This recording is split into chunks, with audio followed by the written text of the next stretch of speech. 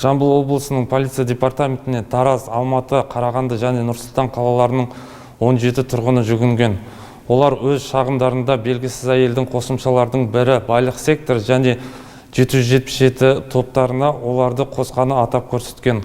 Ол салынған қаражатты 30-дан 60%-ға дейін арттыруға уәде берген. Сенім білдірген азаматтардан жалпы сомасы 4,5 миллион теңгеден астам қаражат жинаған. Әйел телефонның нөмірін өзгерткен. Жамбылдық полицейлердің кәсіби іс-әрекеттерінің нәтижесінде алаяқтық жасады деген күдікпен Тараздың 50 жастағы тұрғыны ұстауға мүмкіндік туды.